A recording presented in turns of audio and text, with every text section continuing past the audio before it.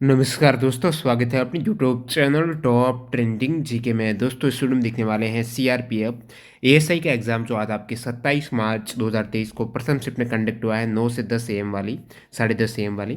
इस शिफ्ट में पूछे गए जो जनरल एप्टीट्यूड यानी जीके के सवाल हैं, टोटल 25 सवाल पूछे गए हैं। इन 25 में से 20 एग्जैक्ट सवाल मिल चुके हैं। इन सभी 20 जीके के सवाल का एक्स्ट्रा फैक्ट सहित आंसर बताने वाला हूँ। जो कैंडिडेट ने एग्जाम दिया कमेंट सेक्शन में बताना कितने आपने अटेम्प्ट किए, यहाँ से जीके में आपके कितने करेक्ट हो रहे हैं वो कमेंट सेक्शन में लास्ट में जरूर बताना और वीडियो के एंड तक आपको बने रहना है। आप किसी भी कॉम्पिटिटिव एग्जाम्स की तैयारी करते हो, जैसे कि ये एग्जाम आपके टीसीएस कंपनी ले रही है, तो इसी पर आधारित नेक्स्ट आने वाले जितने भी एसएससी वगैरह के एग्जाम है वही सवाल आपके बार बार है वो रिवाइज होते हैं, एक्स्ट्रा फैक्ट से पूछे जाते हैं। तो जरूर इन सभी एग्जाम्स के जीके की क्वेश्चंस आपको कवर करना है। पीडीएफ फाइल के लिए टेलीग्राम चैनल ज्वाइन करना है, जिसके लिंक डिस्क्रिप्शन बॉक्स में है। शुरुआत करते हैं सवाल नंबर 1 से। पानीपत का थर्ड युद्ध आपको पूछा है कब हुआ है, ये सवाल था।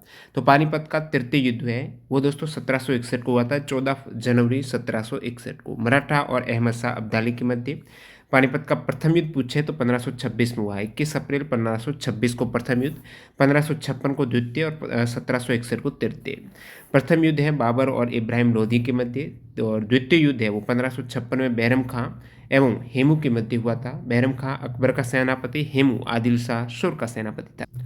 आगे बढ़े उससे पहले आपके लिए सबसे बेहतरीन डील टेक्स्ट बुक का जो इंतजार कर रहे थे, टेक्स्ट बुक की ऐसी सेल जिसमें वैलिडिटी है वो मैक्सिमम मिले, तो यहाँ पर आपको लोवेस्ट प्राइस में अधिकतम वैलिडिटी के साथ में आज लास्ट डे 27 मार्च है। न्यू कैंडिडेट इस ऑफर का जरूर फायदा उठाएगा।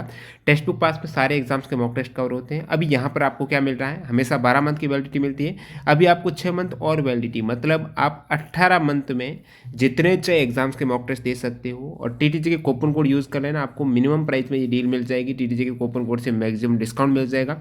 आज लास्ट डे है, डील को ग्रैब कर सकते हो। लिंक डिस्क्रिप्शन बॉक्स में। टेक्स्ट बुक पास में जितने भी लेटेस्ट अभी जैसे पैटर्न चेंज जो आईएमटीएस में जीके वगैरह है वो ज़्यादा आएंगे, तो इन्हीं पर आधारित यहाँ पर सवाल है वो दिए गए हैं। सीजीएल हो गए, जो भी पैटर्न चेंज हुआ है, जितने एग्जाम 600 प्लस एग्जाम्स के मॉक टेस्ट यहाँ पर कवर है। एग्जाम ओरिएंटेड है, लाखों कैंडिडेट ऑलरेडी मॉक टेस्ट देते हैं, एग्जाम का माहौल है, तो जरूर स्मार्ट वर्क के तौर पर आपको मॉक टेस्ट है वो इस सीरीज से जुड़ जाना है। टीटीजी के कूपन कोड यूज़ कर सकते हैं। अगले सवाल की ओर बढ़ते हैं। 44वां संविधान संशोधन कब हुआ? एक्चुअली में सवाल था कि संपत्ति के अधिकार को मूल अधिकार से कब हटाया गया, तो वो हटाया गया है दोस्तों 44वां संविधान संशोधन 1978 के दौरान। इसमें संपत्ति के अधिकार को मौलिक अधिकार से विधिक अधिकार में कन्वर्ट किया गया। पहले संपत्ति का अधिकार आर्टिकल 31 के अंतर्गत था, बाद में ये 44वें संविधान संशोधन के तहत इसे अब 301 के अंतर्गत एक विधिक अधिकार के रूप में रखा गया है। जो 44वां संविधान संशोधन 1978 में हुआ है, एक संपत्ति के अधिकार को रिमूव किया गया। साथ ही साथ इसमें और क्या हुआ है, इसमें आंतरिक आपातकाल के दौरान संविधान द्वारा नागरिकों को दिए गए जो जीवन और स्वतंत्रता सहित मौलिक अधिकार है ना, वो छीन लिए गए थे जब आंतरिक आपातकाल हो जाता है। प्राकृतिक खेती को बढ़ावा देने के लिए जीवा कार्यक्रम किसने शुरू किया? तो जीवा जो प्रोग्राम है वो दोस्तों नाबार्ड का है। नाबार्ड यानी राष्ट्रीय कृषि और ग्रामीण विकास बैंक का प्रोग्राम है। ये प्रोग्राम नाबार्ड ने 11 राज्यों में मौजूदा वाटरशेड और वाडी कार्यक्रम के तहत इसको शुरू किया है, जो कि प्राकृतिक खेती को बढ़ावा देगा। ये प्रोग्राम जीवा प्रोग्राम। नाबार्ड की बात करें, स्थापना 1982 में हुई है। इसके वर्तमान में अध्यक्ष हैं वो शाजी केवी हैं। नेक्स्ट सवाल, 8वीं अनुसूची में कुल कितनी भाषाएं हैं? वेरी इजी क्वेश्चन था। टोटल 22 भाषाएं 8वीं अनुसूची में हैं। आपको पूछ लें शुरुआत में कितनी भाषा थी संविधान में? शुरुआत में 14 भाषा थी 8वीं अनुसूची में, बाद में धीरे धीरे भाषा ऐड हुई है। सबसे पहले है वो सिंधी को ऐड किया गया है 1967 में। 21वां संविधान संशोधन हुआ था ना, इसमें सिंधी को सबसे पहले 1967 में ऐड किया गया। 71वें संविधान संशोधन 1992 के जरिए कोंकणी, मणिपुरी और नेपाली को ऐड किया गया। 92वां संविधान संशोधन 2003 के जरिए बोडो, डोगरी, मैथिली, संताली को ऐड किया गया। तो भाषा में जो संशोधन हुआ, ये 3 प्रमुख संशोधन याद रखिएगा। और वर्तमान में जो 22 भाषाएं हैं 8वीं अनुसूची में, उनका नाम पूछा जाता है कौन सी 8वीं अनुसूची में भाषा नहीं है, तो आप कहेंगे नेपाली है 8वीं में, संस्कृत भी 8वीं में है, इंग्लिश ध्यान रखना 8वीं अनुसूची में भाषा नहीं है, जो ज़्यादातर कंफ्यूज किया जाता है। बाकी ये सभी आप भाषा देख सकते हो 8वीं अनुसूची में है। नेक्स्ट सवाल है, दीपक धर को किस क्षेत्र में 2023 में पद्म भूषण दिया गया है? पद्म भूषण दीपक धर को दिया गया है साइंस और इंजीनियरिंग के क्षेत्र में। 2023 के पद्म अवार्ड की बात करूं, देखिए ये जो पैरा है इससे इस संबंधी सवाल है, पहले भी टीसीएस ने पूछे हैं जब 2021-2022 के पद्म अवार्ड थे कि टोटल अवार्ड 2023 में कितने दिए गए हैं, तो आप कहेंगे टोटल जो पद्म अवार्ड 2023 में दिए गए हैं वो 106 है। याद रखो दोस्तों, 106 पद्म अवार्ड मिले हैं। इन 106 में से 6 है ना, ये पद्म विभूषण है, जो सेकंड हाईएस्ट सिविलियन अवार्ड है, भारत रत्न के बाद पद्म विभूषण है। वो टोटल 6 दिए गए हैं 2023 में, 106 में से 9 दिए गए हैं पद्म भूषण और 91 दिए गए हैं पद्मश्री अवार्ड। ये सभी 106 पद्म पुरस्कार में से ध्यान रखो, सवाल पूछ रहे कितनी महिलाओं को पद्म अवार्ड मिला है, जिसमें पद्म भूषण है, विभूषण है, पद्मश्री है, तो 19 महिलाएं हैं जो इस लिस्ट में हैं। और विदेशियों की बात करें तो विदेशी में 2 व्यक्ति हैं, मरणोपरांत 7 व्यक्तियों को ये अवार्ड दिए गए हैं। अब एक एक करके मैं पद्म अवार्ड में पद्म भूषण और विभूषण का बता देता हूँ, जहाँ से अक्सर सवाल आ ही जाते हैं। अब मैं बात करूँ पद्म विभूषण है वो 6 जनों को दिए गए हैं और किस क्षेत्र में दिए गए हैं ध्यान रखना, और किस स्टेट से बिलोंग करते हैं, यहाँ से सवाल आते हैं। जैसे कि मैं बात करूँ बाल कृष्ण दोषी, मरणोपरांत दिया गया है इन्हें। और आर्किटेक्चर जो क्षेत्र है गुजरात से बिलोंग करते हैं। जाकिर हुसैन है, कला के क्षेत्र में महाराष्ट्र से बिलोंग करते हैं। ये सभी Padma Vibhushan second highest civilian awardee हैं। और एस.एम. कृष्णा, ये पब्लिक अफेयर्स से कर्नाटक से बिलोंग करते हैं। बात करूं यहाँ पर मैं दिलीप महालनोबिस, इन्हें भी मरणोपरांत मिला है। तो मरणोपरांत यहाँ पर आप देख सकते हो 3 जनों को दिया गया है, टोटल 6 जनों को दिया गया है। इनमें से 3 को मरणोपरांत पद्म विभूषण मिला है। तो ध्यान पूछ ले किन को मिला है, बालकृष्ण दोषी को मिला है, दिलीप महालनोबिस, इन्हें मेडिसिन के क्षेत्र में, याद रखना है चिकित्सा के क्षेत्र में वेरी इंपॉर्टेंट सवाल बनता है ये, दिलीप महालनोबिस को मिला है पद्म विभूषण है। आने वाले एग्जाम में जरूर यहाँ से सवाल आएगा। वेस्ट बंगाल से बिलोंग करते हैं, रट लो भाई, दिलीप महालनोबिस है, वेस्ट बंगाल से पद्म विभूषण दिया गया है चिकित्सा के क्षेत्र में। बाकी श्रीनिवास वर्धन को दिया गया है दोस्तों साइंस और इंजीनियरिंग के क्षेत्र में। आपको पद्म भूषण साइंस इंजीनियरिंग वाला जो पूछा था दिलीप वाला, वो साइंस इंजीनियरिंग का था, पद्म भूषण था, लेकिन पद्म विभूषण साइंस इंजीनियरिंग का पूछे ना, श्रीनिवास वर्धन को दिया गया और विदेशी भी है, यूएसए से बिलोंग करते हैं, तो ये भी इंपॉर्टेंट है। मुलायम सिंह यादव को मरणोपरांत दिया गया है, पब्लिक अफेयर्स कैटेगरी में, उत्तर प्रदेश से बिलोंग करते हैं, पद्म विभूषण। पद्म भूषण 9 जनों को दिया गया है। पद्म भूषण ये आप देख सकते हैं 2023 में 9 जनों को। एस.एल. बहरपा को दिया गया है लिटरेचर और एजुकेशन, शिक्षा और साहित्य के क्षेत्र में एस.एल. को दिया गया है, कर्नाटक से बिलोंग करते हैं। श्री कुमार मंगलम बिरला को दिया गया है ट्रेड और इंडस्ट्री के क्षेत्र में, व्यापार और उद्योग के क्षेत्र में, महाराष्ट्र से बिलोंग करते हैं। आपको दीपक धर का पूछा, पद्म भूषण साइंस इंजीनियरिंग के क्षेत्र में, महाराष्ट्र से है। वानी जयराम को पूछ लें, कला के क्षेत्र में तमिलनाडु से है। स्वामी चिन्नाजेर को पूछ लें तो ये हैं आध्यात्मिकता के क्षेत्र में तेलंगाना से। सुमन कल्याणपुर हैं कला के क्षेत्र में महाराष्ट्र से। और कपिल कपूर को हैं लिटरेचर और एजुकेशन दिल्ली से। और सुधा मूर्ति है सोशल वर्क्स कर्नाटक से। तो ये हो गए सभी पद्म विभूषण जो कि दिया गया है 6 जनों को, पद्म भूषण 9 जनों को और 91 जनों को पद्मश्री दिया है 2023 में। और बाकी कमलेश डी पटेल हैं, इन्हें भी पद्म भूषण मिला है, अदर में आध्यात्मिकता में तेलंगाना से बिलोंग करते हैं। नेक्स्ट यहाँ पर आर प्रज्ञानंदा किस स्पोर्ट से बिलोंग करते हैं, तो प्रज्ञानंदा आर हैं शतरंज के खिलाड़ी। चेस के प्रमुख भारत के रैंकर खिलाड़ी हैं। फाइट की रैंकिंग के अकॉर्डिंग प्रथम रैंक पर भारत के अभी एक्टिव जो खिलाड़ी है वो विश्वनाथन आनंद है। सेकंड पे डी गुकेश है, उसके बाद विदित संतोष गुजराती, ये सभी खिलाड़ी हैं ना शतरंज के हैं। हरिकृष्ण पेंटला, इरिगेसी अर्जुन, निहाल सरीन है, नारायणन एस.एल. है, सेतुरमन एस.पी. हैं, कार्तिकेयन मुरली हैं, साधुनी रौनक हैं, ये हैं शतरंज के भारतीय प्रमुख खिलाड़ी। नेक्स्ट वाला यहाँ पर 2011 की सेंसस के अकॉर्डिंग सबसे ज़्यादा साक्षरता रेट किस राज्य की, ये भी एक इजी सवाल है। सबसे अधिक साक्षरता रेट दोस्तों केरल की है। भारत की साक्षरता दर है 74.04% है। अब साक्षरता रेट में कुछ और स्टेट कवर कर लेते हैं। सबसे अधिक केरल की, उसके बाद किस स्टेट की है, मिजोरम की। वैसे यूटी में सेकंड आ जाता है, लक्षद्वीप टॉप पर है और सेकंड यहाँ पर ओवरऑल में यूटी प्लस स्टेट में लक्षद्वीप की साक्षरता रेट है 92.28 है, केरल की 93.91 है, थर्ड मिजोरम की 91.58 है, फिर त्रिपुरा और गोवा का नंबर आता है। सबसे लोवेस्ट लिटरेचर रेट है वो बिहार की है, उसके बाद सेकंड लोवेस्ट अरुणाचल प्रदेश से, थर्ड है राजस्थान की। बिहार की कितनी है, 63.82%। लिंगानुपात भी हाईएस्ट केरल का है, सबसे कम हरियाणा का है। सुप्रीम कोर्ट के मुख्य न्यायाधीश संबंधित गलत कथन आपको बताने थे, जिससे कि ये स्टेटमेंट 3 तो बता दिए स्टूडेंट ने, एक कौन सा विकल्प था वो आप कमेंट सेक्शन में बताइएगा। देखिए यहाँ पर था कि हाईकोर्ट में जज की नियुक्ति करता है सुप्रीम कोर्ट के मुख्य न्यायाधीश, बिल्कुल। सुप्रीम कोर्ट का आदेश सभी निचली कोर्ट में मान्य, ये भी मान्य है। जज का तबादला करता है, ये भी देखिए। और चौथा ऑप्शन आप बताना, बाकी इन तीनों ऑप्शन का मैं स्पष्टीकरण आपको दे देता हूँ किस आर्टिकल में क्या मेंशन है। संविधान का आर्टिकल 217 बताता है कि हाईकोर्ट हैं, इनका जो चीफ जस्टिस है उनकी नियुक्ति राष्ट्रपति के द्वारा की जाएगी। हाईकोर्ट के चीफ जस्टिस की बात हो रही है। जो राष्ट्रपति मुख्य न्यायाधीश की नियुक्ति करेंगे उच्च न्यायालय के, हाईकोर्ट अलग अलग स्टेट के हैं जो, तो भारत के मुख्य न्यायाधीश हैं वो राज्य के राज्यपाल के परामर्श से की जाएगी। नियुक्ति है राष्ट्रपति द्वारा भारत के सीजीआई और राज्य के राज्यपाल के परामर्श से की जाएगी, ये ध्यान रखना।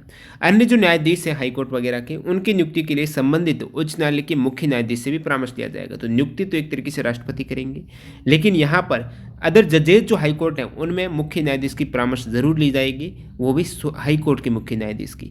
तो ये बताता है आर्टिकल 217। आपका विकल्प था हाईकोर्ट में जज की नियुक्ति करता है सुप्रीम कोर्ट का मुख्य न्यायाधीश है, हाईकोर्ट में जज की नियुक्ति नहीं करता है, वो परामर्श के रूप में कार्य करता है। तो हो सकता है ये गलत हो स्टेटमेंट। हाईकोर्ट के बाकी स्पष्ट स्टेटमेंट आपके यही कथन था, वो कमेंट सेक्शन में बताइएगा। अब आर्टिकल 222 क्या कहता है? आर्टिकल 222 कहता है कि एक न्यायाधीश जिसमें मुख्य न्यायाधीश भी इंक्लूड हैं, उनको एक उच्च न्यायालय से किसी अन्य उच्च न्यायालय में, क्योंकि तबादला की बात हुई थी विकल्प में, तो तबादला जो ट्रांसफर किया जाता है ना जजेज का, वो कौन करता है? तो आर्टिकल 222 इसका मेंशन करता है कि जजेज का जो ट्रांसफर है, एक न्यायाधीश को एक हाई कोर्ट से दूसरे हाई कोर्ट में, या फिर चीफ जस्टिस सहित यहाँ पर न्यायाधीश जो ट्रांसफर हो रहे हैं, स्थानांतरण करने का प्रावधान आर्टिकल 222 बताता है। और ये प्रावधान एक तरीके से सर्वोच्च न्यायालय के पास होता है। एक न्यायाधीश के स्थानांतरण के प्रस्ताव की पहल भारत के मुख्य न्यायाधीश के द्वारा यानी सीजीआई के द्वारा की जाती है, जो करेक्ट स्टेटमेंट सवाल में भी दिया कि मुख्य न्यायाधीश का क्या कार्य है, द्वारा की जानी चाहिए, जिसकी इस संबंध में राय निर्णायक है, फाइनल निर्णय इनका रहेगा, चीफ जस्टिस है वो ट्रांसफर के लिए। हालांकि इसके लिए अलग से कॉलेजियम रहता है, जजेस की पूरी टीम अलग से रहता है, ग्रुप है कॉलेजियम, जो सर्वोच्च न्यायालय के पास, सुप्रीम कोर्ट के पास उच्च न्यायालय हो गया या फिर सर्वोच्च न्यायालय के जजेस को नियुक्त करने की शक्ति है, ट्रांसफर करने की शक्ति है। हड़प्पा सभ्यता संबंधित सही कथन आपको बताना था, तो कुछ इंपॉर्टेंट मैं हड़प्पा सभ्यता से संबंधित फैक्ट बता देता हूँ। हड़प्पा कहो सिंधु घाटी सभ्यता को, एक ही बात है। हड़प्पा का उत्खनन किया गया दयाराम साहनी के द्वारा 1921 में। कब? 1921 में दयाराम साहनी ने उत्खनन किया। ये है कहाँ पर हड़प्पा सभ्यता? पाकिस्तान में। ये दोस्तों मोंटेगोमरी जिला पंजाब प्रांत पाकिस्तान में रावी नदी के तट पर स्थित है। सिंधु घाटी सभ्यता का काल कब माना जाता है? 2500 से 1750 ईसा पूर्व माना जाता है। हड़प्पा की खुदाई के समय सवाल पूछा हुआ टीसीएस कंपनी के द्वारा कि हड़प्पा की खुदाई के समय पुरातात्विक विभाग की महानिदेशक कौन थे? तो सर जॉन होबर्ट मार्शल थे। 1902 से 1928 तक के भारतीय पुरातत्व संरक्षण के महानिदेशक रहे हैं। नाम है सर जॉन होबर्ट मार्शल। 1902 में लॉर्ड कर्जन के द्वारा जॉन मार्शल को भारतीय पुरातात्विक विभाग का महानिदेशक बनाया गया था 1902 में। हड़प्पा में अन्नागार और बैलगाड़ी के साक्ष्य मिले। ध्यान रखना है, अन्नागार और बैलगाड़ी के साक्ष्य हड़प्पा में मिले हैं। हड़प्पा सभ्यता में जो मोहर सभ्यता के मोहर पर पशु का चित्र अंकित था ना, वो यूनिकॉर्न बुल था। हड़प्पा सभ्यता में मोहर है वो सेलखड़ी नामक पत्थर और टेराकोटा की बनी होती थी। ये भी टीसीएस कंपनी के द्वारा ऑलरेडी सवाल रेलवे में पूछा हुआ है। हड़प्पा में कब्रिस्तान के नाम थे R37 और H के वहाँ पर चिन्ह मिले थे। हरियाणा में राखीगढ़ी है। हड़प्पा सभ्यता का सबसे बड़ा उत्खनन स्थल है राखीगढ़ी, हरियाणा। हड़प्पा और मोहनजोदड़ो में मकानों के निर्माण में सामान्यतः पक्की ईंटों का प्रयोग किया जाता था। हड़प्पा मोहनजोदड़ो में पक्की ईंट थी, बाकी काफ़ी स्तर पर कच्ची ईंटों का ही प्रयोग हो रहा था। मकान के दरवाजे मुख्य सड़कों पर न खोलकर गलियों में खोलते थे। हड़प्पा से प्राप्त 2 टीलों में पूर्वी टीले को नगर टीला और पश्चिमी टीले को दुर्ग टीला कहा जाता था।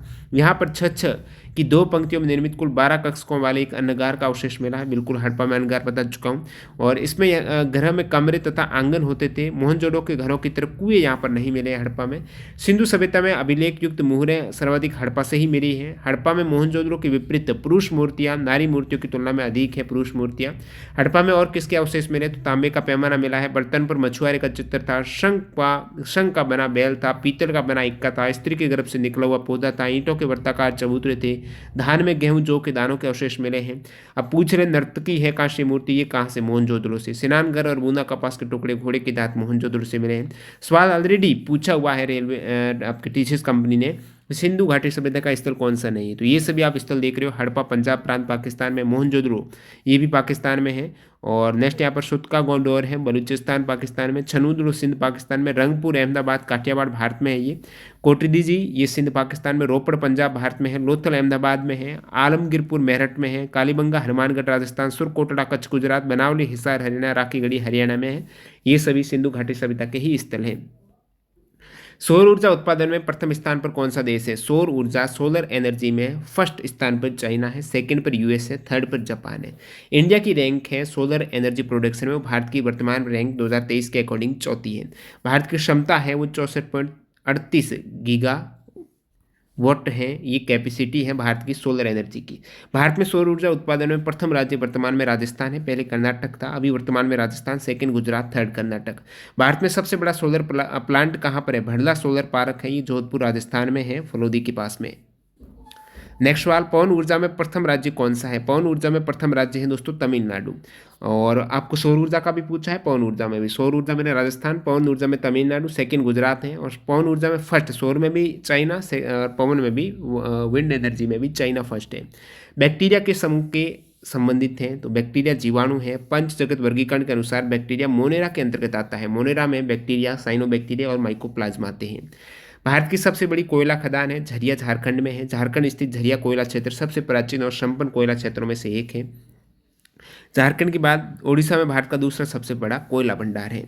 नेशनल क्राइम रिकॉर्ड ब्यूरो के अनुसार सर्वाधिक क्रिमिनल केस किस राज्य में है? वैसे गिनती के केस में संख्यात्मक रूप से आप देखेंगे उत्तर प्रदेश में सबसे अधिक क्रिमिनल केस है। परसेंटेज के अकॉर्डिंग बात करें या फिर रेट के अकॉर्डिंग बात करें, 2019 की लास्ट जो एनसीआरबी की रिपोर्ट आई थी उसमें भारत में उच्चतम अपराध दर वाला, दर का मतलब यहाँ पर 1 लाख जनसंख्या पर कितने अपराध हो रहे हैं वो दर है, तो असम का वहाँ पर टॉप था, उसके बाद केरल था, फिर उड़ीसा था सबसे अधिक रेट के केस में, क्राइम रेट के केस में। अपराधियों की संख्या के संदर्भ में यानी सबसे अधिक क्रिमिनल्स हैं वो किस राज्य में थे? उत्तर प्रदेश में थे, 2019 में 3,42,954 है। उसके बाद महाराष्ट्र और फिर केरला था। नेक्स्ट सवाल है, मुस्लिम लीग की स्थापना कहाँ और कब हुई थी? मुस्लिम लीग की स्थापना दोस्तों 1906 में हुई थी, 30 दिसंबर 1906 में हुई थी। ऑल इंडिया मुस्लिम लीग है, ये ढाका बांग्लादेश में इसकी स्थापना हुई थी। और इनके जो फाउंडर है वो नवाब ख्वाजा सलीमुल्लाह है, मोहम्मद अली जिन्ना है, आगा खान थर्ड, ये थे। अब मुस्लिम लीग से संबंधित एक सवाल आता है, डायरेक्ट एक्शन डे कब? डायरेक्ट एक्शन डे 16 अगस्त की डेट याद रखना, 1946 को। सीधी कार्रवाई दिवस आप बोलते हो, मुस्लिम लीग का एक अभियान था सीधी कार्रवाई डायरेक्ट एक्शन, जो पाकिस्तान को देश के रूप में अलग करने से संबंधित चलाया गया था। डायरेक्ट एक्शन डे है, 16 अगस्त की डेट याद रखो। डायरेक्ट एक्शन 15 अगस्त को जो अपना देश आज़ाद हुआ है, और 16 अगस्त को यहाँ पर डायरेक्ट एक्शन हुआ है। 1946 की बात याद रखो, कलकत्ता किलिंग्स के नाम से भी इसे जाना जाता है। हिंदू जनसंख्या कितनी है? 2011 की सेंसस के अकॉर्डिंग बात करूँ, धर्म आधारित जनगणना 2011 को एक नज़र में देखते हैं।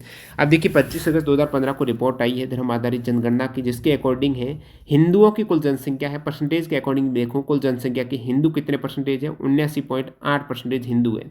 ओवरऑल पॉपुलेशन में 96 करोड़, जो 121 करोड़ 2011 के अकॉर्डिंग सेंसस थी, इनमें से 96 करोड़ 63 लाख हिंदू, जो 79.8% है, वो इंक्लूड है। हिंदू जनसंख्या दशक की वृद्धि है, 2001 से 2011 के बीच में हिंदू जनसंख्या में 16.8% की वृद्धि हुई है।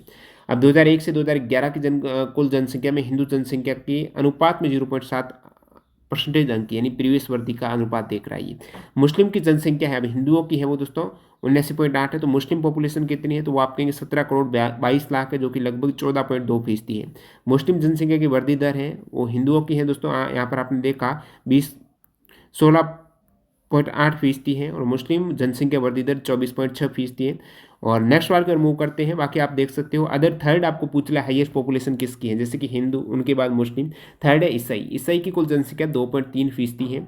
और सिखों की कुल जनसंख्या चौथे स्थान पर सिख है 1.7%। उसके बाद बौद्ध आ जाते हैं 0.7, जैन यहाँ पर 0.4 है, बौद्ध के भी बाद है।